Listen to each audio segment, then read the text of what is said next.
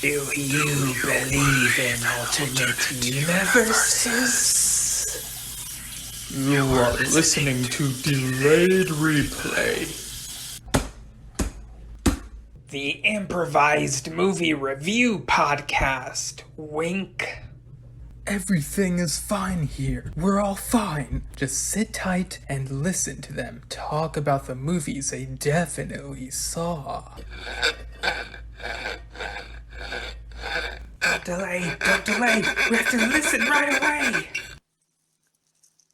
Hello, listeners. This is Steven Schinder, your host, and with me, of course, is Andres Serrano. If you've listened to the previous episode, which is the Escape Room 2 episode, we woke up in an escape room and then we escaped that room, but now we are in another room from which we are trying to escape. Why are we still here? I mean, that's a question I was asking myself before we were even, in this, but, a question about myself, existential. Dang it, Steven, not now. Not now. Right, so to get out of this particular room, we have to talk about Spiral from the Book of Saw, which actually came out, in that weekend of May that I launched this podcast, which is kind of funny, but... Oh, that's actually kind of funny. Yeah, and I think I hear, a drip of water. There's, oh, I see. Yeah, there's, a little faucet in the corner, and, little by little drops are coming down. So, I don't know if that's supposed to drown us eventually if we're in here for, 100 years or something. But, yeah, that's in case you hear, a dripping sound, so you listeners know. I can only assume that would take a lot more than a year to drown us. Yeah, so we got plenty of time to talk. So given that, I guess we'll start by talking about our previous experiences with Saw movies. So do you want to go first, or should I go first? Sure, no, I can go first. Okay. I first started watching Lost, I want to say when I was maybe 8 or so. And I obviously started with the first movie. And that was... Wait, did you say Lost or Saw? Did I say Lost? I meant Saw. I've been watching Lost recently, so maybe that's why. Yeah, I mean, Michael Emerson is in both Lost and the first He Saw is. movie. So. He's Zep. Also, remember when we talked about Lost on the first episode of this podcast? Wow, I already have a callback. The first few minutes. I think that's a new record, but go on. I know. The first callback within the first few minutes. Dang. So yeah, my bad. It's because I've been watching Lost. My bad. Yeah, I first started watching Saw around 2008-ish, and I saw the first one. And I immediately fell in love with it because it was nothing like any of the other horror films I'd ever seen up to that point. And it was the twist at the end, for those of you who haven't seen Saw 1, I'm so sorry. Oh yeah, spoilers for every Saw movie in this exactly. episode. So yeah, we're not gonna hold back. So No. We're big fans of the franchise, so we gotta just talk. Yeah. The big twist at the end where Jigsaw is in the room the entire time. So totally good. caught me off guard. It was so still one of my favorite twists in a movie ever. And I was sold. But when I bought Saw 1, I bought it as a combo because Saw 6 had just come out. So I owned Saw 1 and Saw 6. So I saw Saw 1. And then I immediately saw Saw 6. And I was like, whoa, this franchise is wild. Such a weird combo. I know, right? And you probably know this, but Saw 6 is kind of an outlier to the grander story, but it pushes on the Hoffman story, so it's kind of weird. Yeah, so that's how I saw it. Hoffman pretty much became, he was in a brief scene of Saw 3, and then he became central focus from Saw 4 onwards. So. Yeah, which is really weird, in my opinion. Yeah. I was never really that big of a fan of Hoffman, but I think that's kind of the point, right? You're not supposed to really like him. Well, surprisingly, there's a huge part of the Saw fan base that's just in love with Hoffman, for some reason. Really? I'm not a big fan of Hoffman at all. I have a friend who, she really loves Hoffman, and our thing is that, whenever we talk to each other, she'll say to me, Hoffman!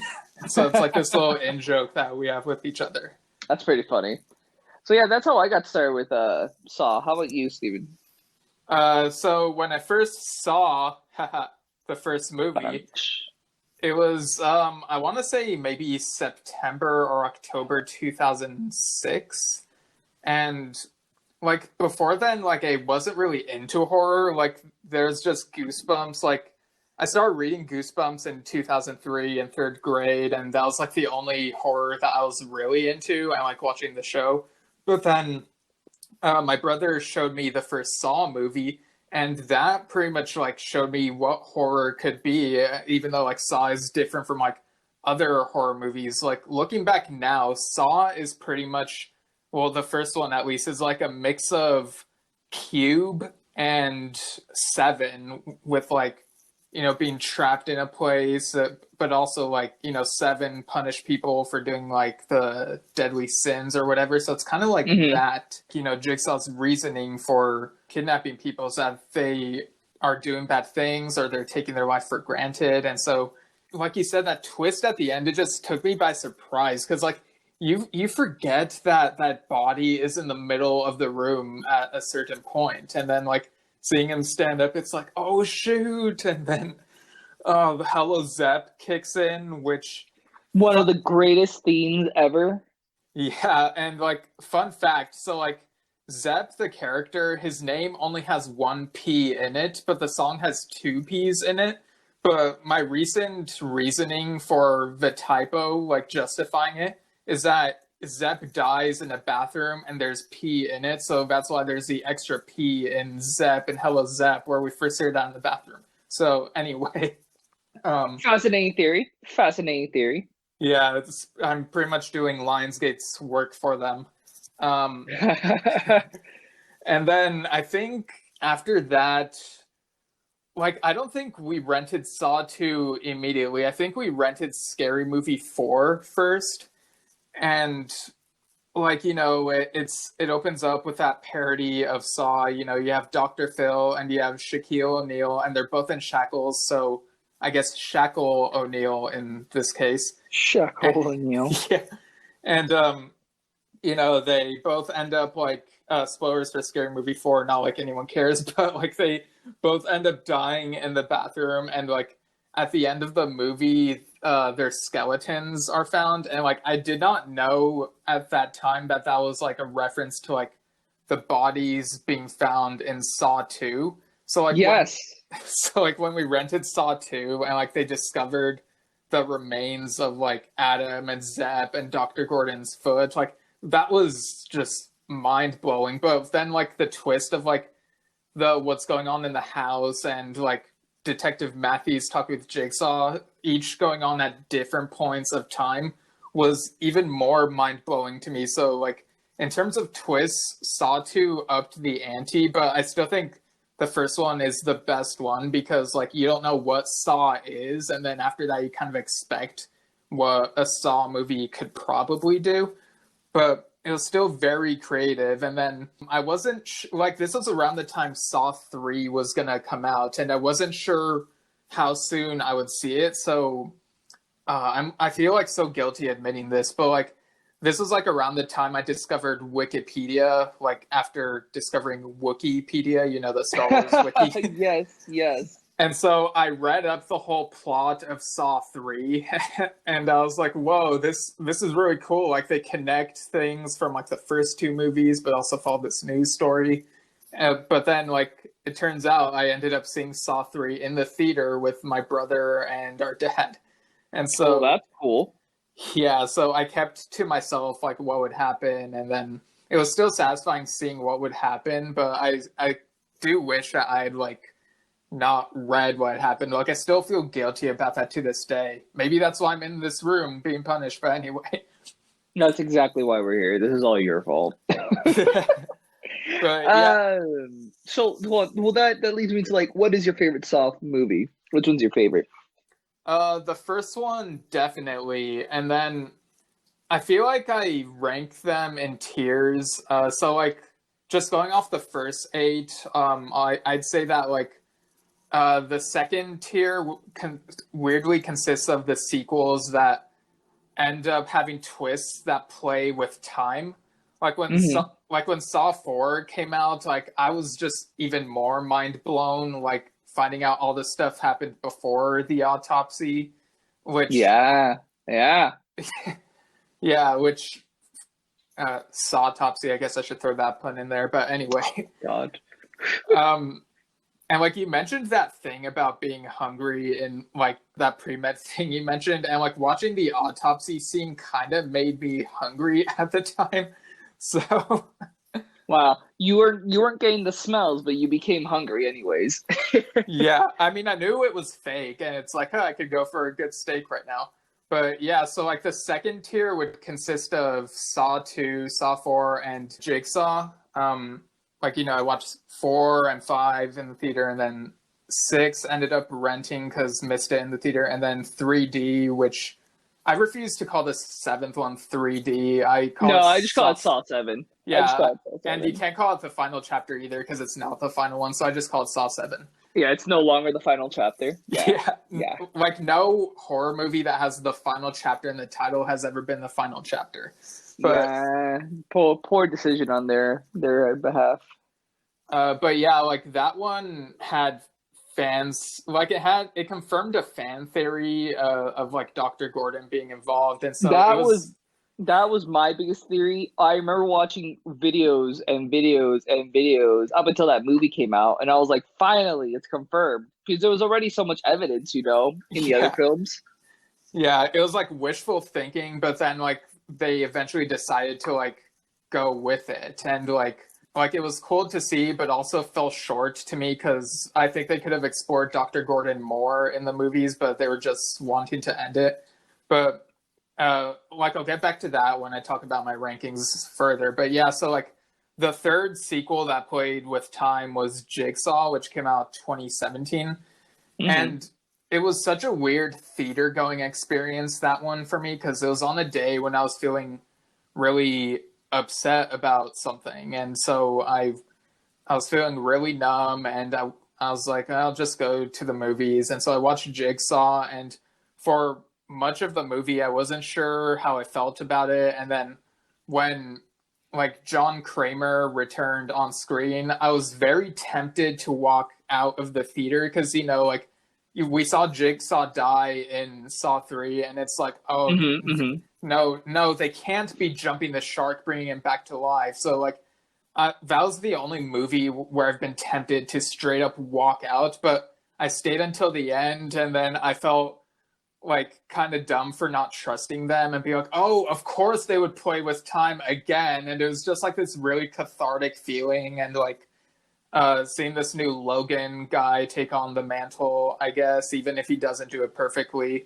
And like I just came out loving that sequel, and like that feeling of like feeling vindicated that it ended up being actually satisfying.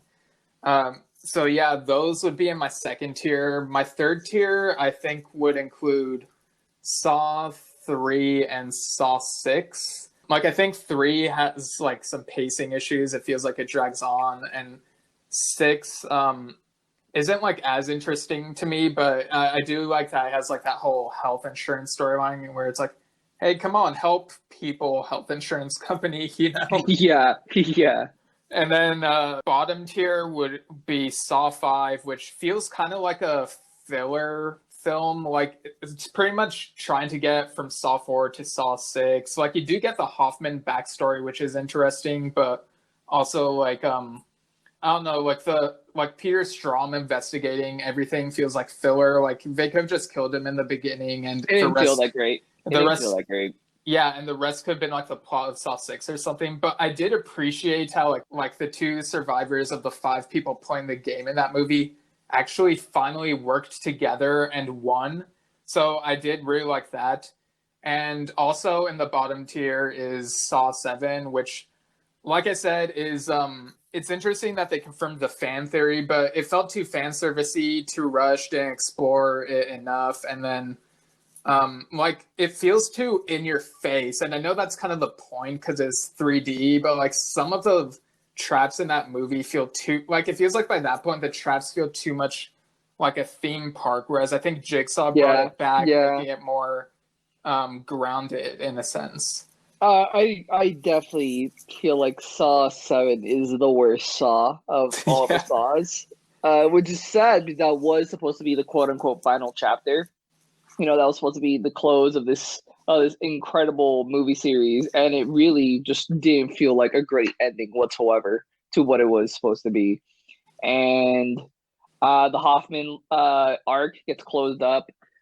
We get that great reveal of the Dr. Gordon, which was cool, but like I just didn't like any part of it whatsoever. I didn't Jigsaw's wife getting involved, and then I think she dies, right? Yeah. Like that sucked. Like there was so much that they were just reaching for straws throughout the whole thing, or I was like, you guys could have done a much better movie, especially at the finale. Straw 3D, right? Oh, Jesus. That's essentially what it felt like. So yeah, Saw 7 is definitely the worst of the franchise, which sucks because I definitely would say the series deteriorated over the course of the series. But it certainly has gotten new footing with Jigsaw and now with Spiral. Yeah, and real quick, like with Saw 7, you have to go to the audio commentary, or I guess Saw-dio commentary, to find out that like Dr. Gordon's wife and daughter left him, and that the two pig mask people with him were the two guys in the like love triangle trap in the beginning, which is just really sloppy. Like you could have explained more of that in the movie. And I forgot to mention that like around like 09 and 010 was when the two Saw video games came out. Mm-hmm. So have you ever played either of these? I've only ever watched gameplay of them. I never actually played it myself, but I do remember them very well from watching. Okay, yeah. So the first game basically retconned, Danny Glover's character in the first movie, Detective Tapp or Officer Tapp. Like it basically say, oh, he survived at the end of the first movie and got tested again in like the asylum. And it's like really scary because of how loud the traps are and you're like triggering them. And it's like, I have a hard time believing that Tapp could survive this whole game. That sucks that he was put in this thing. I definitely do remember that and being like, I disagree that he'd be tested twice. I totally disagree that he'd be tested twice. It was a really good horror game. But for a Saw game, I thought it was too above and beyond. I thought it lost its footing on what Saw really is. So, yeah, but obviously it's a video game, so. Yeah, like I think the creators were involved, but it felt like it was pushing the boundaries too much of what to believe could happen. And then like the second game, which is called Saw 2 Flesh and Blood, was about his son, Michael Tapp, who was a reporter, and like he ruined his father's reputation by exposing like the little like springing the jigsaw trap thing that ruined his reputation. And then it was kind of sad. So I played that game and I got halfway through, and there was like a point where I could not for the life of me beat this person who was like running at me with like a spike helmet or mask or whatever. And so I just gave up and watched the gameplay of the rest of the game much later. And it ends up those games were hard, man. Those games were hard. Yeah, and it's weird because like the first game you're able to like punch people, but then like in the second game they take that away. It's super weird. And like it ends on this cliffhanger ending, and it's like, oh, is Michael gonna join Jigsaw? And then there's no other game. Unless you have other thoughts about the games, I guess we could get into like Saw in pop culture, like the pop culture perception of it. No, I don't have any more commentary on the video games, considering I only watched them. All I know is like if you want to have like a real like scary video game experience, the Saw games are definitely up there. But that's about it. Yeah, so off the top of my head, I remember like in The Simpsons, there was like an episode where Bart goes to a movie and pretty much has Billy the Jigsaw puppet looking thing. Yes. And the movie was called Sever. And I think there was also an episode where Patty and Selma trapped Homer in a bathroom. So that was kind of funny. Did you see either of those? I did not. But I have heard about this severed joke. I have heard about that. Okay. And like there are some shows where it's like, did they actually watch the Saw movies, or are they just did they just parody. watch? Yeah, like did they just watch the Cliff Notes version in like Scary Movie 4 and like going back to The Office references as we normally do. Like there's that episode where it's Halloween and they're in the warehouse and Daryl sees Dwight wearing a Billy the Jigsaw puppet mask and oh yes. and like Daryl calls him the clown and Dwight is like, I'm Jigsaw, you idiot. And it's like, no, you're not. Like, did you guys actually watch the movies? I know, you're actually Billy. You're not Jigsaw. Jigsaw is John Kramer. Yeah. Yeah, but speaking of The Office, I think it'd be fun if we go on a tangent, like who in The Office would be tested and what traps would they be? Like, this is the Sawfist right now, so like, just go nuts. Okay. I definitely think Creed would be tested. Creed would definitely be in there. Now, are we saying this is like in the canon of the Saw universe, or is this Saw within The Office? I was just thinking like Saw within The Office, so I don't know, maybe like Dwight or Creed can be pulling the strings. Either. Yeah, so I think either. So if you're being accurate, Creed would be Jigsaw, but for the fun of the show, I would say that Dwight is Jigsaw, which immediately means that Jim is getting tested. Yes. We know that he wouldn't test Michael, but that like Michael would be ruining the traps for him. We know that for sure. Pam would obviously be tested. Oh, Andy would be tested if this is at the height of their like love-hate relationship. I think Andy would 100% be tested. Or just when they like ruin Andy's character in season 9, he abandons Aaron, like he'd be tested then. Oh my god, I hate that arc. That was so dumb. It's the dumbest arc on the show. And like season 9 like ruins a lot of arcs, but that's like the worst arc of it all. Yeah, I hate that The Hangover Part 3 like pretty much ruined The Office season 9 by taking 100% Ed Helms away. Yeah, but yeah. So anyone else, and like what traps would they be in? I think the final one is that he would test Toby just because he hates him, just like everybody else does. Which traps would they be in? Jim? Alright, well, I know Toby would be in the bear trap. He would just have to be. That seems like the most the Toby one.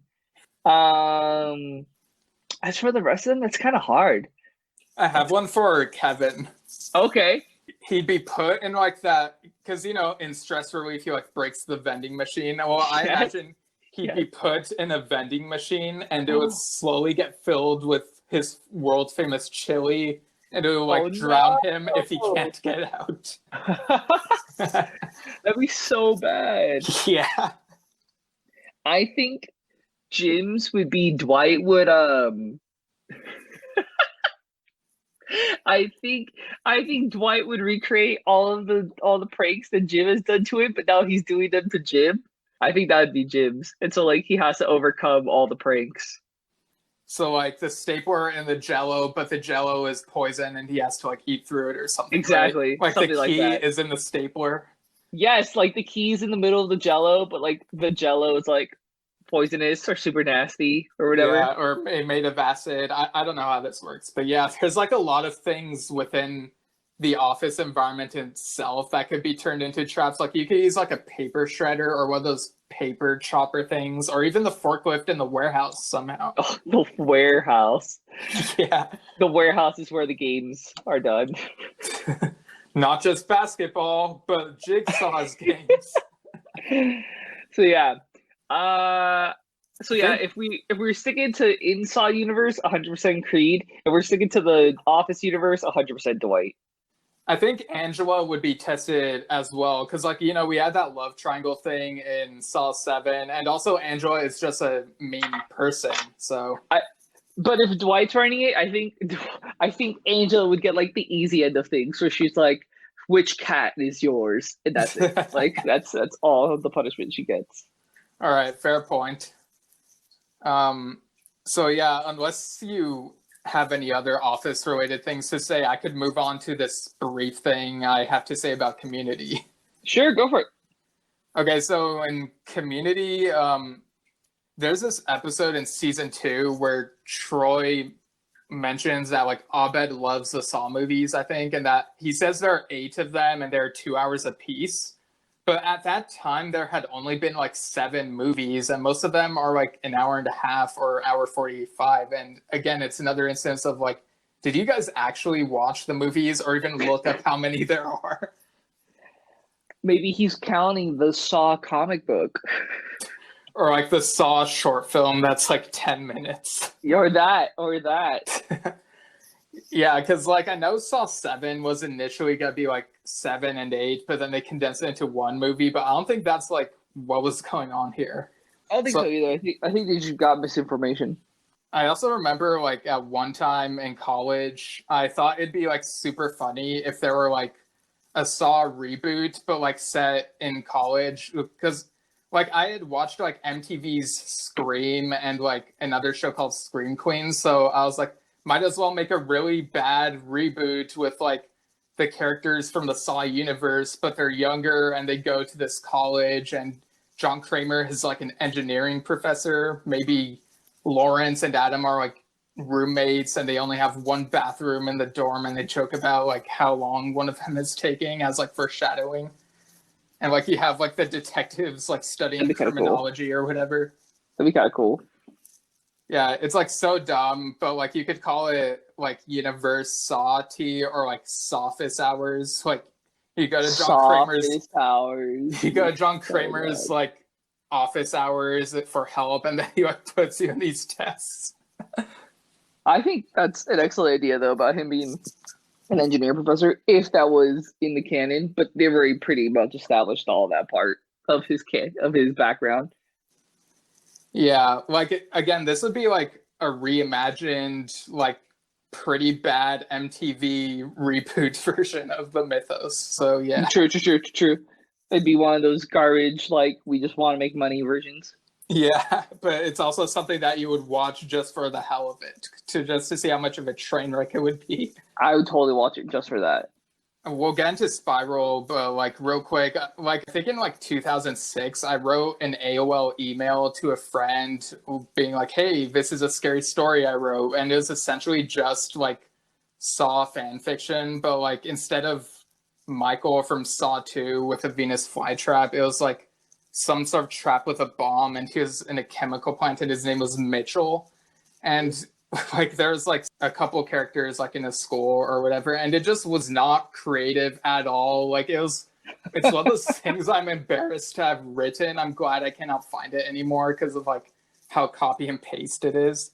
And I think in high school I considered writing a fan fiction where it's like Charlie and the Chocolate Factory but with adults, and like instead of the chocolate factory it'd be like that meat packing plant from Saw 3. And I think at the time I was like, it would be called like Charlie and the Saw Factory, but you know, with like adult characters instead. My sweet lord, Steven. But like I've recently like thought, no, a better title would be like Charlie and the Sawcolate Factory. Have you just been thinking of Saw puns the whole time? I mean, how can I not? My lord, Steven. I'm Right. so bad at coming up with puns. I'm so bad at coming up with a pun. I mean, some of these I thought of a while ago. It's just I'm trying to weave in as many as I can. But yeah, thankfully I never wrote that. It probably would have been garbage. But anyway, tainted your career. yeah, because like, why write fan fiction when I can write UCI fan fiction? I mean, my completely original novel. You know. Buy it now. Yeah, Lemons Will Like Rain. Yeah, it's available on Amazon. It's called Lemons Will Like Rain. Boom, plug out of the way. Okay, so like, what was your reaction when you first saw the trailer to Spiral from the Book of Saw? I was super confused because, first of all, it's not called Saw. Number one. Number two, Chris Rock is in it. Right. And then they show Samuel L. Jackson, and I was like, wow, Yeah. are they just trying? And and the whole time I was like, wow, are they just trying to rip off Saw? And then it goes. At the very end, it says from the Book of Saw, and I was like, what? What? It's back, and it looks really good. Like at the time, I was like, wow, like they're actually giving Saw the love it deserves. Yeah, and Which like makes sense because Jigsaw was a pretty big hit amongst the Saw community, so it makes sense I'd make another one after. I actually had heard the title before the trailer dropped. Like it was being rumored in like this in like fan circles like online. And so like when I heard the title Spiral from the Book of Saw, I was like, that is such a stupid, like really bad fanficky. Like not to say all fanfic is bad, but this sounded like a title from a bad fanfic, you know? Like just a bad title, like, you know, from the Book of Saw. Like that sounds super cheesy. Like I'm glad that the title of the next movie is going to be so much better than this. And then lo and behold, the title turned out to be real. Bro, honestly though, but I thought Spiral was a really smart way to like step away from the Saw title. Just because like it makes sense if you're a fan of the series. It makes sense why it would be Spiral. And then they obviously play to it a lot in the trailer, where they show like little spirals, which obviously, if you're a fan of Saw, it's on Billy's cheeks, and then it's like shown in other times throughout the series. So I was all in for it. I was all in. I was so excited. You have no idea. Yeah, and like the writers from Jigsaw returned, you know, Josh Stolberg and Peter Goldfinger, you know, like the James Bond movie. And Darren Lynn Bousman, the director of Saw 2, 3, and 4, came back as well. And like Chris Rock was like working on it, and like he's talked about how he's such a huge Saw fan. And it was funny to me seeing him play this detective, you know, Zeke Banks, because like in Osmosis Jones, he played like a detective or police officer there too. Osmosis Jones! Oh, one of the best movies ever. All right, let's go on a tangent about Osmosis Jones. Thoughts? Go. Oh, dude, one of the best movies of all time. All time. I will have to say the TV show was really good too, but the movie. Ozzy and Drix. Ozzy and Drix. There you go. Yeah. But I think the movie is like phenomenal. It wasn't until I grew up that I realized Bill Murray is the guy. Yeah, same. Because like obviously when I grew up with the show more than the movie afterwards, and so I always figured that it was more about the kid, but in actuality it was more about Bill Murray in the original movie. So I thought that was very funny. Yeah, and like rewatching that movie recently, like Bill Murray's character in that movie is so freaking disgusting. Like I'm not even rooting for him, but like the people who live within him, I want to live, you know? And like he goes through this change at the end, like he seems like he's gonna do better. And that first episode of Ozzy and Drix, he's just back to his old ways. Yes. And like a mosquito transports Ozzy and Drix to Hector, this like preteen or early teenage boy. So like thank goodness, because they'd probably die quicker if they were still in Frank. You know, that reminds me of I don't know if you remember this episode, but for some reason I do. When the kid gets his first kiss and he swaps saliva with the girl, and then her bacteria or their bacteria, either or, one of the bacteria is crisscross. Oh, that was so weird. Yeah, I think Ozzy ended up in what's her name, Christine, and then like he started acting more feminine, like for some reason. Like, yes, it's a really weird episode. Yes, I don't know why, but that was engraved in my mind. Yeah, imagine if there was like a Saw movie called SAW-spense Jones, and it's like if from the point of view of the people within like the victims, it's like, oh hey honey, I'm going to the foot, I'll be back in an hour, and then foot gets severed. It's like, oh no, how can I get back? That'd be so wild. That'd be so wild. Or like it turns out that like John Kramer's decisions to be the Jigsaw killer are just like the disease or Mayor gone rogue using like the emergency powers to take full control of the body, and it's like not even John Kramer's own fault. Oh my, oh my. You know, we should have Osmosis Jones crossover with Saw. It would be the greatest tale ever told. Yeah, I'd be here for that. But in the meantime, I guess we'll talk about Spiral, which, like, come to think of it, they confirm in this movie that the city is LA, and it's like if you look at the word spiral backwards, it's LA rips. Like they explained it in the movie. It's really quick, but like it's easy to miss it. I think I did miss it. I think I did. Was I sleeping? I was probably eating my popcorn. Everybody knows I be munching on popcorn at the movies. Yeah, and like the cells within you are like dealing with whatever's in that popcorn. Dude, stop it. Don't come up. Don't come at me with my popcorn. Don't come at me with my popcorn.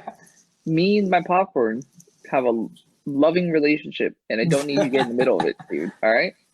All right. Actually, now that I think about it, Andres, are you the game master? Since you're like DMing a D&D campaign, is this one of your games? Whoa. A dungeon master and a game master in this situation are two completely different things, Steven. If anything, I still think you're the game master from the last room. Well, I'm not the game master, and I hate DMing. I gave up DMing several years ago, so if I'm not the game master and you're saying you're not the game master, then I guess neither of us are the game master. We'll just keep on talking about Spiral. I guess so. All right, I'm glad we trust each other, kind of. All right, moving on. I trusted Doritos more. I still don't trust those Doritos. But we'll hang in there and just keep talking. Yeah, I'm just going to dive right in. Okay. The fact that Logan Nelson is back was all the confirmation I needed that the series in good hands. That's all I needed. Yeah. No, go for it.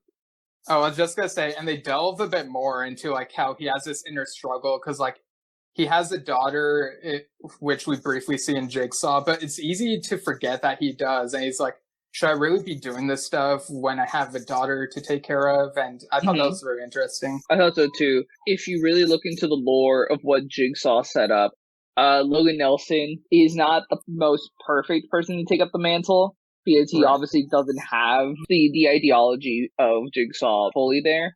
But he certainly is giving his best shot at it. And he's definitely better than Amanda. Amanda was just a straight killer. Yeah, and Hoffman like eventually ended up being a straight killer when he just didn't want to be caught. Exactly. Hoffman also was no longer part of the bigger Jigsaw message. He was also just putting people he hated in and just torturing them, murdering them. And I also really appreciated, like, I know we like went on about how bad Saw 7 was, but I did appreciate how they picked up that little thread of how, like, you know, at the very end, Jigsaw's message to Dr. Gordon is that he will give him all his secrets. And even though Dr. Gordon doesn't appear in this movie, we find out that, like, those secrets are, like Gordon was given Jigsaw's personal journal, and he published that somewhere online so that people can learn about Jigsaw's philosophy. And so now we get, like, all these different factions, and some of them are, like, trying to follow Jigsaw to a T, but others are, like, doing it like not the way he would do. Like you get this like splinter faction, which is like the disciples of Hoffman or whatever they're called, and it's like I think that's a reflection of like those really super fans of Hoffman, which was really weird and very meta. Very weird and very meta. Yeah, I think you either go down two roads, right, in the Jigsaw universe, where you either understand Jigsaw's message, John's message, and like these games are not to torture and murder people, but rather make them appreciate life and what they have. Or you just want to see these people die and suffer because they are getting too close to the truth or whatever. And that's like the Amanda and Hoffman train of thought. I think it's very interesting that in this movie we see Nelson ride that line very, very loosely, where he's in between both of them at the same time, where he understands the message, but at the same time he's getting vengeance against those who mistreated him. Right. And like having these different factions really confuses things for like the cops. You know, like we have Zeke, who's played by Chris Rock, and we have Samuel Jackson, who plays Marcus Banks, and we got this other character is like called Detective William Shank. And so like they're all investigating, and like they figure out that like, you know, they see like this railroad trap and like the victim in that, and then like all the traps and crime scenes from there, like they figure out that there's this pattern, like if you connect the dots on the city map, it looks like a spiral.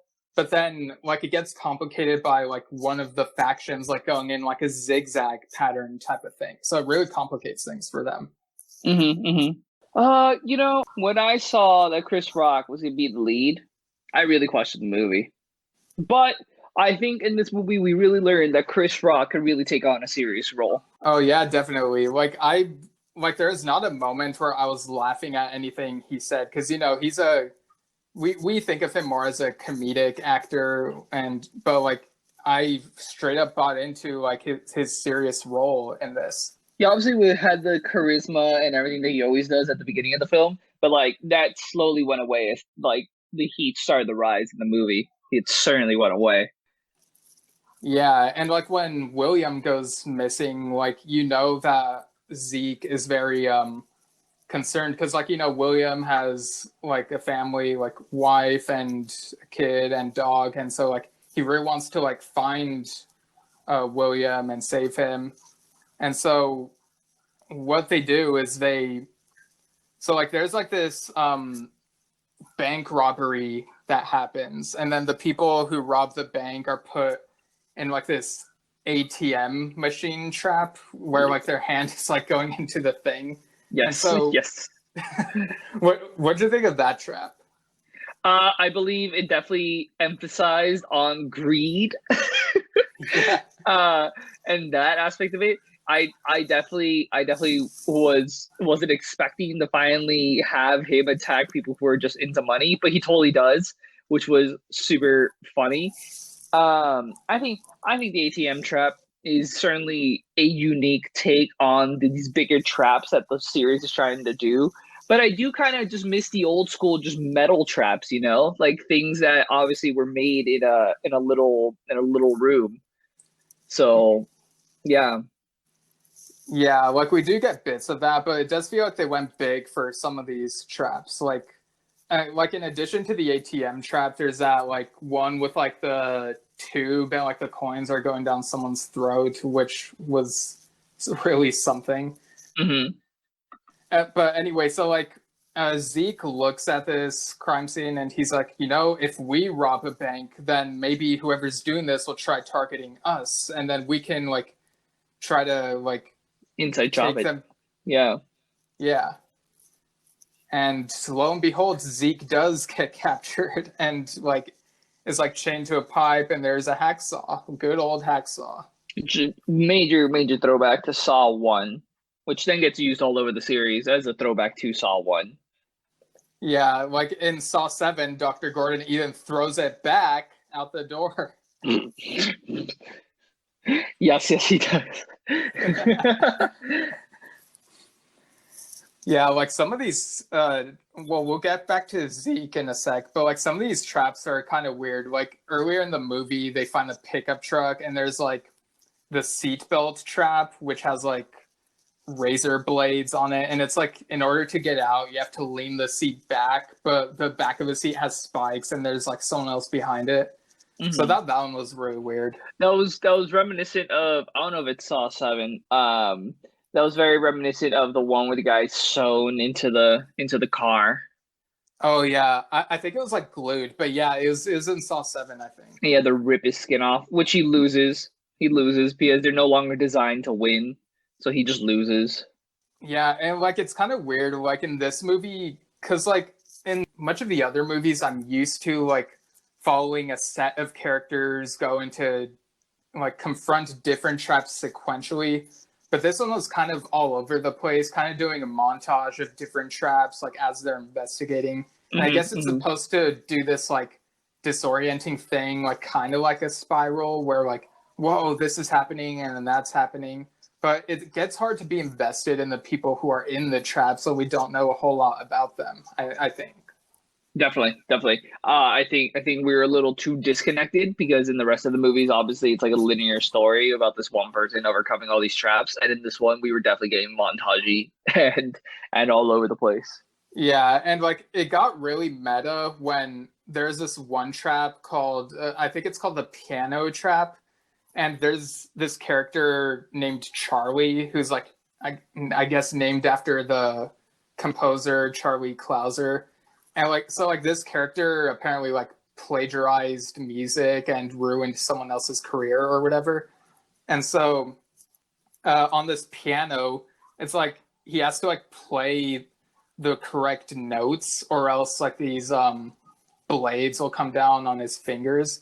And it feels like they straight up ripped off that scene in The Goonies with like the piano, but like Yes, I know exactly what you're talking about. I was wondering why that scene felt so familiar to me. Well, I mean, we also, speaking of familiarity, we also recognized like the music he was trying to play is Hello Zep. Like it was just so weird and in your face. It was a very meta moment that didn't need to be meta or a moment. Right. But anyway, I guess, do you want to go back to Zeke or do you want to talk about Samuel L. Jackson's character? I want to talk about Samuel L. Jackson. He was a detective longer. All right, yeah. So like Zeke's father, Marcus, they have a strong bond. So the whole time, I thought he was the guy. I thought he was the one pulling the strings, man. I really, really did. I thought this was gonna be another Hoffman situation, and I was really sad when he wasn't. Because they really make him out to be the man behind the curtain the whole movie. Like he seems so sus, and like he so happens to keep knowing where to investigate next. I was like, this man has to be the new Jigsaw, but no, he was just on top of his game. Right, and he does his like trademark cursing that people are used to, which was kind of unintentionally funny, but at other times, like I did buy into like the seriousness of like the stuff he was confronting, like when he was on the spiral staircase trap and like trying to survive that.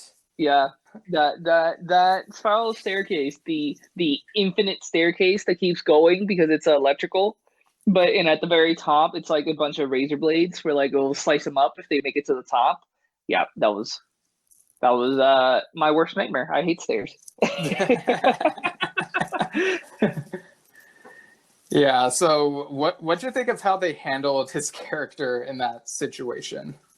I thought they handled him quite comedically. Comedically? Yeah, obviously he was yelling so much, and obviously it wasn't meant to be comedic. It was supposed to be like high tension, but because Samuel L. Jackson was just yelling in fear and everything, it was just really funny to me in that movie, in that moment. Yeah, like it's kind of weird because like my introduction to Sam Jackson is like as Mace Windu, who is not a comedic character, and like later I saw his more like his roles where he has the funny lines, like Pulp Fiction, Avengers, all that. But like one criticism that I hear about Mace Windu is that Lawrence Fishburne should have done the role since people are used to him being stoic.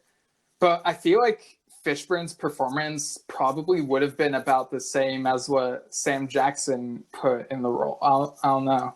Not only that, I feel like just Sam Jackson did an incredible job, like portraying Mace Windu. That's what we know as Mace Windu. I don't think Lawrence would have been able to give us the same Mace Windu, let alone the great fighter that he's supposed to be. Well, Lawrence Fishburne has actually done some real good fight scenes. Like I don't know. Like Matrix? Yeah, Matrix, but also in Hannibal, he has a couple great fight scenes. I don't know, man. I'm just kind of sold on Sam Jackson as my Mace Windu. Yeah, I don't know. Maybe we're just like super used to it by now, but yeah. I think so. I think that's what it is more than anything. Yeah, but yeah, getting back to his character in this movie. So Back to Spiral. dun-dun-dun, One of the greatest themes. I think we said that already, but one of the greatest themes ever. yeah, definitely. It's like top 10 for me, probably. And they Actually, always play it I at don't just the know. right time. They always play it at just the right time, dude. Yeah, but like I don't know like where I'd rank it, but it's definitely up there. But yeah, like Marcus, he survives this trap because it's Sam Jackson. It's tough to kill him, no matter what role he's in. And he actually finds Zeke, who like had used the hacksaw to like cut through the pipe, but turns out like some gas came out of the pipe that was deadly, and so he made it out like just in time. Mm-hmm, mm-hmm. He as per normal Saw moment, he makes it just in the nick of time. As usual, Saw. They never make it with enough time to spare. They always just barely make it out of their traps. Yeah, and you also have like this side story with Captain Angie Garcia talking to one of the survivors, whose name is Kara Boswick, and so she's trying to like figure out like what happened and like how they can figure out like where these followers of Jigsaw will strike next, like whether it be Logan or any of the different factions. And I really liked the back and forth that Angie and Kara had about how like people will like look at someone's philosophy and because they'll like warp it in their heads to think that no matter what that philosophy entails, like it's for greater good, and just like how creepy it is, Mm-hmm. I definitely think that definitely plays into just a lot of real world stuff, Like there will always be philosophies that get taken out of, and like expanded or made extreme. or just like taken out of context. Or taken out of context. And I think this was definitely one of those where like the deeper we go into this the Saw universe rabbit hole, the more and more we stray away from Jigsaw's initial reasoning for having the games, which was to appreciate the life you're given and become like thankful and stuff. Now it's just straight murder. Right. I mean, I know that the like there's something about the Saw movies where it's like obviously like people should not abduct anyone and put them in these traps. That's just twisted. But it's like you understand the message of like, just be a good person, and it's like watching these movies sometimes is weirdly comforting because it's like, oh man, my life could be way worse than what it is now. Like, look how these people are going through. This is the most messed up Disney film you never saw. Because that's Sam Jackson in it. It has Sam Jackson, and it's the same old message: just be a good person. It's all secretly a giant Disney film. Right. So yeah, I think Marisol Nichols and Zoe Palmer were great in those roles, and like the back and forth they had. And like, what were some of the other traps that stood out to you in this? Because there are a bunch of them. Another trap that really stood out to me was a miniature. It was kind of a throwback, but it was like a reinvention of the furnace from the second movie. Oh yeah, the one that Abby was in. Yes, the one that Abby goes in. Obviously in this case, the person wasn't trying to get an antidote, but they were rather trying to get keys. And obviously keys. It's always keys. I know. Obviously they were going in to get keys. And so I thought it was a really cool reimagining where obviously they weren't crawling in, but it was like a giant oven that they can walk into, which very much reminded me of Escape Room 1 because the first room is a giant oven of sorts. And so I thought it was a very good redoing of the moment that they were in, where it was just a recreation of an old trap in the second one where it was Abby going in rather than this moment of being something original, because I doubt this guy could come up with that many original traps. So of course we had to see like some old ones redone. And there's also like the hourglass trap where like this woman who puts work before her family is put in it, and like it pretty much drowns in sand. But like all I could think of was that line from Star Wars, "I don't like sand. it's rough and coarse and irritating, and it gets everywhere. Why am I not surprised? That's not that was your thoughts throughout that moment. Why am I not surprised? Yeah, and there's also this guy who's like in this it's kind of like a finger trap. Like there are these metal things on his fingers, but there's also like this metal thing on his head that looks design wise like a throwback to the reverse bear trap. But it's like sawing through his head from like the front of his face, and it's like he has to like get rid of like all his fingers or fingertips or whatever it was to like get out of it. Yeah. No, that trap was certainly a little gruesome, just a little bit. But yet again, they're all gruesome in every single way. Yeah, I mean, okay, so like I guess real quickly we could go into like what exactly makes a Saw movie a Saw movie. Like, what's the most Saw that a Saw movie could get? You know, the most Saw thing that a Saw movie can get, I think, is in the fourth film, where the detective is on the ice block being hung while if he dies, the detective Hoffman dies because he gets electrocuted. But if they both survive, then the other guy wins too. But if one of them loses, they all lose. But it's not up to them. It's up to this fourth guy where if he opens the door, everybody loses except for the fourth guy who walks in. I think that's the most Saw thing ever, where all four people are within a game and everyone dies. Right, and that room that they're in, it has that classic Saw shade of green that they love using in like some of these rooms. Exactly, you know, it's a green room. I think that's the most Saw thing in the world. Yeah. By the way, speaking of green rooms, you know, like the green room cafe at UCI, right? Yes. I don't know if you know this, but it used to be called Cyber A Cafe, and then people got like super mad when like the name changed. I thought that was funny. I think Green Room's an excellent name. Yeah, I mean, I don't know, like Cyber A Cafe had a ring to it, but then like I could see how Green Room might sound more generic, but at the same time I didn't have much of a problem with it. So well, like it also made sense that it's on the arts campus and it's called the Green Room. Like it kind of makes sense. Oh, how so? Because in theater, the room that you usually hang out in, like behind productions, everything is called the Green Room. Or whenever you go into professional production, the room you stay in is called the Green Room. Oh, I never knew this. Oh yeah, that's why it's called the Green Room. It's a play on. Nice. Even when we're in a situation where we might almost die, we learn something. But anyway, every day you learn something.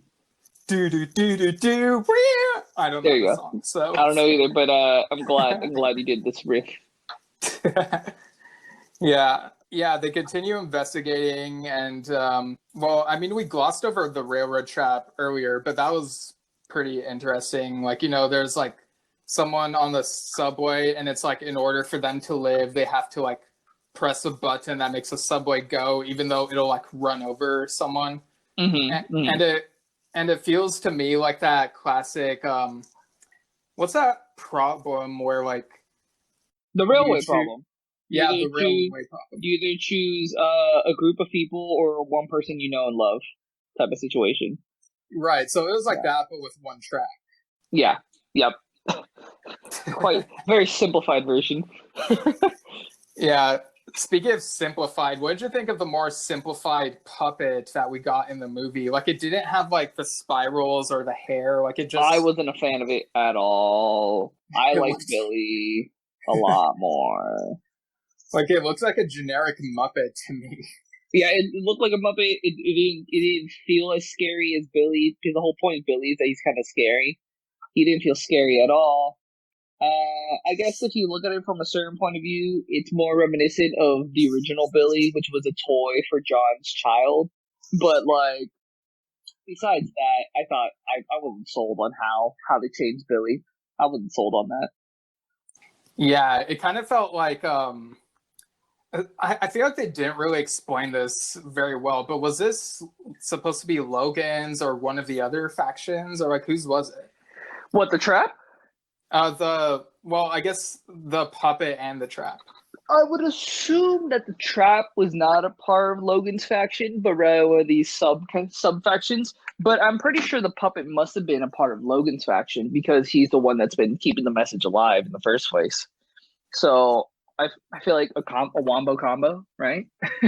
Okay, so yeah, I guess in that case, maybe he's like trying to do his own spin on it, like, you know, trying to honor John's legacy, but also trying to innovate and make his own stamp with his own like little iconic figure type of thing. You know, just keep the franchise going.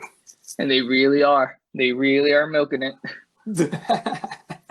Like the cinematography for this is kind of weird for like a Saw movie in that it kind of feels like other mainstream movies, like just from like how nice it looks. Like it doesn't. It's kind of like watching the original Invader Zim show, where like certain things are supposed to look freaking disgusting, and then you get like this squeaky clean movie on Netflix, and it's like it's supposed to reflect the look of the recent comics, but it's not like dirty or mean spirited enough. Like it kind of feels like they put Saw through a meat grinder that was then processed to be served at like McDonald's rather than like some other lesser known burger restaurant that feels more down to earth. Down to Earth also starred Chris Rock, by the way. But yeah, like that's kind of the vibe I got. Your analogy was so all over the place, but I think I'm gonna have to agree with what you're saying. I think it definitely felt in that way. It definitely felt they weren't trying to make it over the top. It lacks that independent feel to me. Yeah. But that being said, the camera work does look nice. Like when they're panning over the city, it's like they're trying to like bring more scale to this, I guess. They're really trying to make it seem like Jigsaw is with a part of the world rather than just contained in these individual walls of traps. Yeah, and I did appreciate that, like, even though we didn't see Tobin Bell, we still like heard his voice when they're like reading passages of like the journal that he left. I thought that was really cool. I thought it was pretty dope. Yeah, I actually have a friend who met Tobin Bell a while ago, and I was like, oh really? I'm like so envious of you. Where'd they meet him? I forget. I think it was like some event with celebrities and like autographs. I don't know. I don't remember off the top of my head, but yeah. Like he seems like a nice guy in real life. Is he in anything else that's not Saw? Like was he a prominent actor before Saw? So I remember he was in an episode of Seinfeld in the 90s where he was like a record shop owner. And he also, yeah, the episode was titled The Old Man. I remember, like he didn't play the titular old man, but he was in that episode. He was also in a historical film called Mississippi Burning, where he like is one of the characters who is part of this like sting operation, or I don't know if that's the right term, but they're trying to take down like members of the KKK, and so like he's one of the people like going against them or whatever. Oh, I think I do remember this film. He was also in Wilfred. He was like Elijah Wood's dad. Oh wow. I don't even watch Wilfred, so I obviously didn't know that, but that's kind of cool. Yeah, it's so out of the blue. Because I only know him from Saw. I've never really seen him in anything else, but I can only assume he was an actor before he was ever casted as Jigsaw. Yeah, like I'm pretty sure his role as Jigsaw is the most famous thing he's done. It's kind of like how, you know, Alec Guinness did a lot of things before playing Obi-Wan, but yes. Like these days we all pretty much know him as Obi-Wan, whether he likes it or not. That's true, which he did not. But I think Tobin Bell likes being recognized as John Kramer, even if he doesn't like agree with John Kramer's philosophy. Yeah, I've seen him in interviews. He seems pretty dope. Yeah, he seems really like down to earth. Like there are those actors who seem so nice, and it's like you just want to meet them. Like the actress who played Angela on The Office seems super nice, and Christopher Lloyd, who played Doc in Back to the Future, like I would love to meet him and just talk, you know? Oh, they all just seem like such wonderful people. Yeah. Yeah, and he just loves that role of Doc Brown, you know? He just embraces it. Doc Brown's just such a rad character. Yeah, it's like some of the dialogue that he says is so info dumpy and super exposition-y, but it works because of how he delivers it and how entertaining it is to hear him say it in the way that he does, you know? Yeah, no, definitely. So I guess we could get into like the twist ending. Like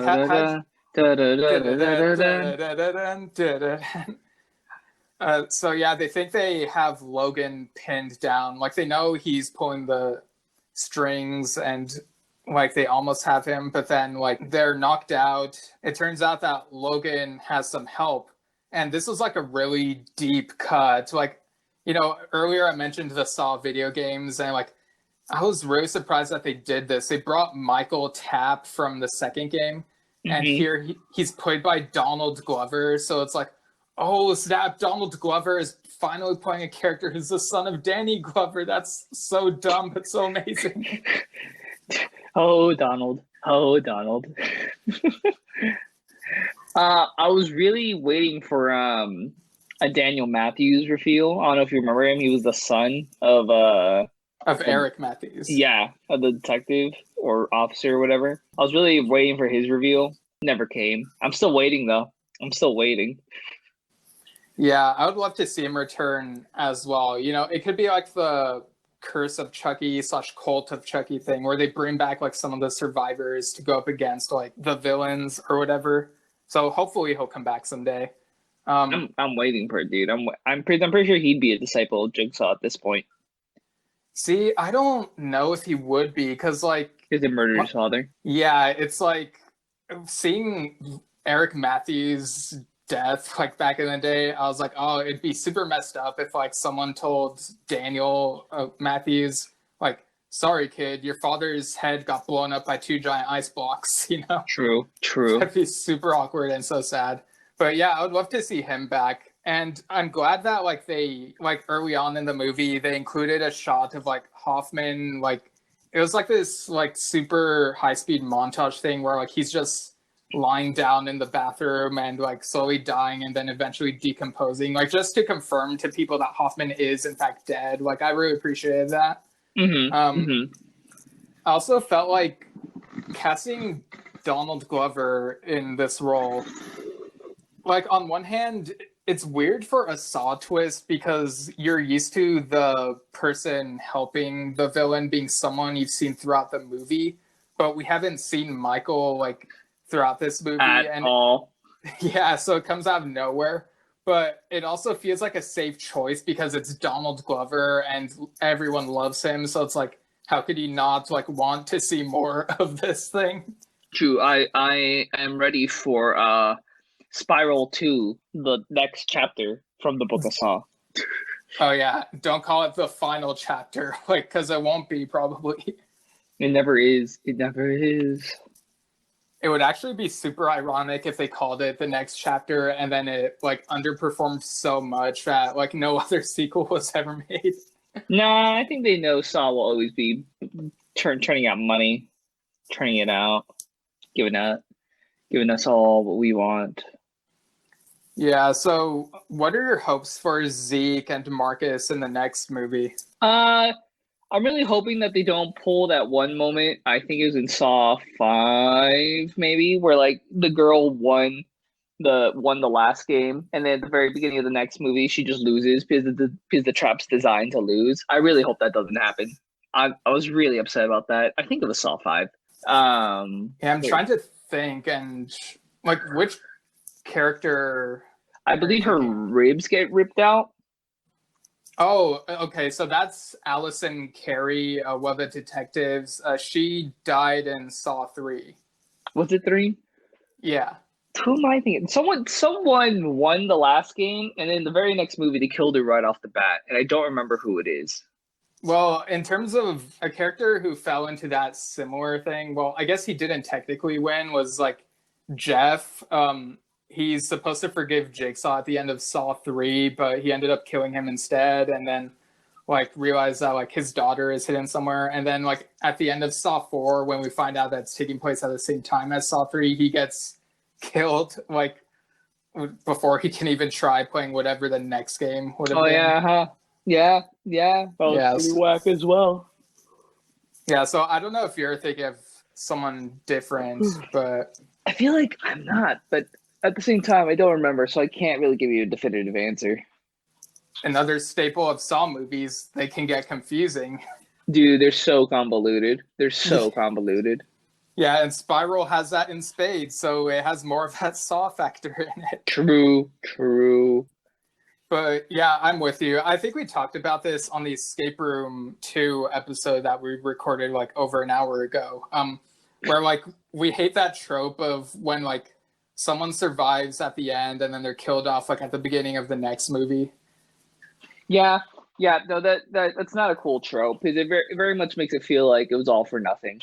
Yeah, like I've seen that happen in the Alien franchise, Friday the 13th series, Cabin Fever, the Hostel movies, and it's just unsatisfying every time that happens. Mm-hmm.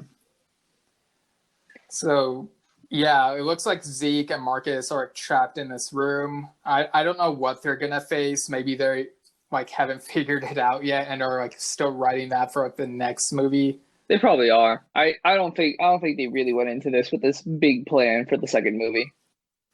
Right. Like at the very least, they expanded the world and like showed that there are more possibilities, that like lots of other people are doing this. It's not just a couple of people now, like it's different group efforts, and that makes it even more terrifying that people could like look at the messages of like Jigsaw and like just run with it without thinking about the moral dilemma or whatever. And it would be super creepy if that were a thing in real life. God, I can't even imagine if it was in real life. I can't even imagine the reality of it all. Yeah, I'm like so glad that much of these traps look pretty much impossible. Oh, 100% impossible. Like nothing. I mean, obviously everything's possible, but like, I don't think anyone's got the money, the brains, the resources, or anything to pull it off. Nothing's impossible for Kim possible. Oh, Didn't. What's a sitch? thank you, Steven, for letting us into your inner mind. Did you ever watch that live action Kim Possible movie? I did not. How was it? It was garbage. They completely got the personality of Kim Possible wrong. So yeah, I figured it wasn't gonna be that great. That's why I didn't watch it. I like my cartoon. yeah. I guess with that we could go ahead and move into like final thoughts, and like we could do this thing where we rate it based on like how Saw is it, and then rate it like just as a movie. So Sure. you wanna go ahead? How Saw is it? I think it's a solid 7 or 8 out of 10 for how Saw is it. I think it definitely captures the feel of the series, and I think it definitely is a breath of fresh air considering the terribleness of Saw 3D and like where the thing was going. Jigsaw was already a great way to kick off this new saga, and I think it definitely Saga. Oh, and I definitely believe it's a fresh and new direction to go in. As for movie, I think I give it like an 8, like horror wise, not like 8 Oscar wise, but horror wise, I think it's a solid 8. Right, because like some critics aren't into these movies that much, but it's like as fans we appreciate this and are able, like we generally rate some of these somewhat higher, but we're able to like look at the flaws and be like, well, this one didn't work for me as much, and so that's the thing. Mm-hmm. So yeah, as for my ratings, I feel like I'd give, for how Saw is it, I think I'd also give it a 7 because, like I said, some of it feels too squeaky clean in terms of the cinematography and how the crime scenes look, and like, you know, it kind of feels mainstream in some aspects, but it does. And again, like there's like the lack of a sequential thread with some of the traps.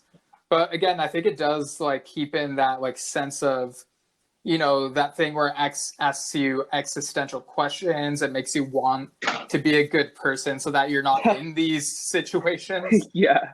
And like the traps were as somewhat creative as you could expect from a Saw sequel at this point, I guess.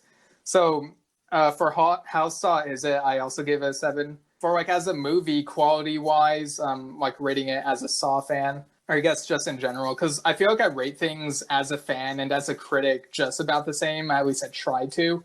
So I would also give it like an 8 out of 10. Like it has really good ideas. Like they opened up some potential with the different factions. I just feel like it wasn't done in the best way possible, where like the movie kind of feels all over the place. Like it could have been streamlined a bit, but I did appreciate the passion that Chris Rock and all these other people had like working on this movie. And I was also glad that William survived. Like we forgot to mention that like they found him and like saved him from like the water hose trap where like, you know, there's like a hose in his mouth and it's trying to like drown him. They saved William from that, and but then like Zeke and Marcus got trapped by like Michael and Logan. So now it's, I guess next time it's up to William to try to save them.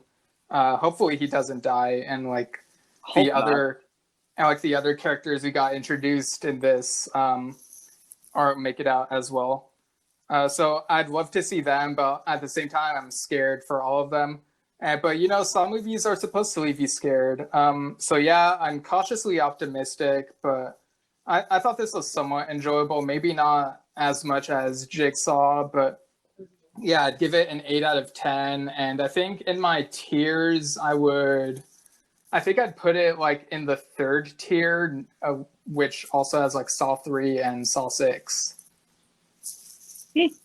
Not bad. I put it in the 2nd tier on your tier system. I'd personally put it on the 2nd tier. Okay, that's fair. What exactly is your tier system like? Like which ones are in which tiers? The first tier is Saw 1 and 2. 2nd tier is Jigsaw, Saw 3, and Saw 3. Yep, no, just those two. So the 3rd tier be Saw 4, Saw 5, Saw 6, and then 4th tier be Saw 7. That just all garbage. Alone by itself. Yeah, that movie's just garbage, man. That movie's just garbage. Right. So that's how I would rank my Saws. Because 1 and 2 are just masterpieces to me. Absolute masterpieces. Yeah, like I have a friend who says that some of her friends who are like really into film got inspired by like the editing of Saw 2. Like I guess it has like so really good editing sequences. So yeah, I guess. Oh. The door's open. Finally. Oh, good. Like I was gonna ask you if you like had any regrets, but I guess you don't have to go into that. Nope, no regrets whatsoever. I'm getting out. We've been traveling here for almost 2 hours, maybe 3. I am getting out. All I've had is those Doritos, and that is it. Oh yeah, we should take you to a doctor and see if those Doritos are safe. So yeah. Of course they're safe. They're Doritos. They're fine. All right. Yes. Finally, sunlight. Good to be outside. And yeah, there are people around in the streets. I'll try to edit some of the crowd noise out so it's easier to hear us. But yeah, I guess with that, while we're on our way out, and I guess still trying to figure out how we ended up in this, maybe the authorities could figure that out. But there should be a police report. I'm definitely making a police report. Yeah, we'll definitely fill out all the paperwork and tell what we witnessed. But anyway, so what are your plugs where people can find you? Ever since I started doing podcasting with Steven, I've also started a podcast with one of my best friends. It's called the Just Two Lads podcast, where we just sit around, talk around. And just you can come and listen to us talk and whatnot, and give us your opinions as well. If you want to follow me, I'm at Pojeki on almost all social media. That's Pojeki. And yeah, that's where you can find me in my podcast. Nice. And as for me, you can find me at Steven Schinder on Instagram and Twitter, Steven Schinder Storytelling on Facebook. And like I said, you can find my novel Lemons Will Make Rain on Amazon, and more info on that at stevenschinder.com. I'm also writing and editing stuff for Culture Slate. You can find them at Culture Slate everywhere. And if you would like to email the podcast, you can email us at delayedreplaypodcast@gmail.com. Let us know what you think of our coverage, and we might read your thoughts on the show. I guess since we're like outside and my phone signal is finally better, I can check if there are any emails. So just real quick. I seriously doubt that there are any, but just double checking. There's only fan mail for me, Steven. That's it. No, there's still nothing. No fan mail for me? Maybe Day. they're just One day it's like a fan mail. Maybe they're just like super shy and don't want to come off like seeming like too, I don't know, like what's the word, like they want to leave a good impression but they're afraid of embarrassing themselves while True. saying exactly how what's happening. great you are. How amazing I am. Yeah, you know what, that's fair. Right. So Andres, thanks again for talking about Spiral with me. Of course. When we thought it was possible we might die in that room. I definitely thought I was going to die. Little does the audience know, the whole time I was trying to get out of a contraption. Little did they know. Yeah, you should probably describe that contraption to them. Like, we didn't want them to be like too concerned while we were talking about the movie. As Steven mentioned earlier, there was droplets of water. Turns out it was filling up a glass of water. If that glass of water got too heavy, things were starting to come out of the wall at us. So the whole time, Steven and I were trying to do some stuff to get out and not get stabbed, but we made it. Yeah, and it also turned out that the hacksaw was made of cake, which was real weird. Like, I don't know why that was a thing, but fell apart the moment we grabbed it. Like, there was not even like a key in it or anything. Like, it was just there. I think it was just a snack, but I didn't trust that. I trusted the Doritos. I didn't trust that. Right. Yeah, we'll double check on the Doritos. Like, yeah, if there are any complications, like, we mention it obviously, but if there are none, like, then like they wouldn't be mentioned here, and so therefore Andres is fine. So yeah. Therefore, I lived. Yes, and we are, I guess, more grateful for our lives now. Like, this was such a weird experience. Nah, I'm not grateful. I'm just getting out of here. Yeah, and I'm just gonna keep trying to podcast. So I don't know if that itself was the problem. Like, it wasn't super clear, but yeah. We'll figure it out. We'll find out. We'll find out if we get thrown into another one, if we succeeded or not. Yeah, like, that'll hopefully never happen again. Like, yeah. But anyway, without further delay, have a good day. Alright, so I'm home, and Andres is at his home. Turns out those Doritos weren't bad for him after all, which is weird. That was kind of random. Hopefully the audio for this episode isn't too bad. I might hear background stuff, but at least I guess that gives listeners a sense of kind of what's going on in the background. Wait, what's this? Someone left a tape player on my desk. It has another tape in it. Hello, Stephen. We watched Spiral from the Book of SAW. We were somewhat impressed with your review/recap that you did with Andres, but we think that you could have done better. You didn't even mention how kind of funny it is that when Logan Nelson is getting very emotional, we hear the song Hurt by 9 Inch Nails, which is from the album Downward Spiral. And it's pretty funny, because in the trailer for the movie Logan, we heard the Johnny Cash cover of Hurt. Well, now you yourself will be going through a downward spiral. You did not even describe all of the traps in the juicy details that we enjoy. How Kara escaped from the gym that was full of lots of traps made of exercise equipment. Victims in the stationary bicycle trap, the treadmill trap, the power rack trap, the machine fly trap, the barbell trap, and the dumbbells trap, and more. It was such a great spectacle of a scene, but you did not want to describe all of the gore. Clearly, you have a filter, and it'll take some work to reprogram your brain. But we have already started.